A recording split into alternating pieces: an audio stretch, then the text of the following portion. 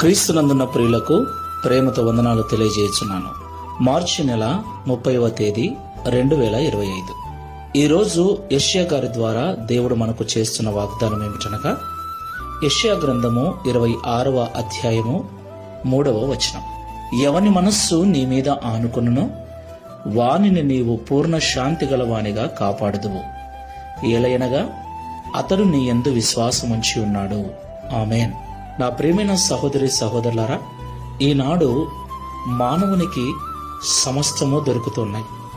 డబ్బును, బంగారమును, పరువు ప్రతిష్టలను, పేరును, గొప్ప గొప్ప పదవులెన్నిటినో కలిగి ఉన్నాడు. కానీ అతని మనస్సుకు నెమ్మది లేదు. నెమ్మది లేని జీవితాన్ని జీవిస్తున్నాడు. మరికొంతమంది సంసారంలో నెమ్మది లేదని సంసారాన్ని వదిలి సన్యాసులుగా మారిపోతున్నారు. నిజమైన శాంతి, నిజమైన నెమ్మది ఎక్కడ దొరుకుతుంది అని మనిషి అనేక రకాల ప్రయత్నాలు చేస్తూ ఉన్నాడు.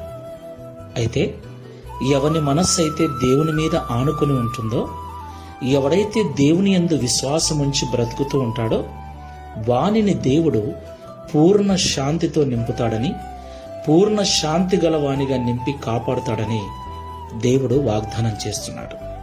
కాబట్టి మాటలు వింటున్న ప్రియ సహోదరి సహోదరుడా, ఎంత డబ్బు ఉన్నా, ఎంత పేరు ఉన్నా, ఎంత పలుకుబడి ఉన్నా, ఎంత ప్రతిష్ట ఉన్నా, మనస్సుకు శాంతి దొరకాలి అంటే మన మనస్సు ఈ లోక సంబంధమైన వాటి మీద కాకుండా దేవుని మీద వేసుకుని జీవించాలి.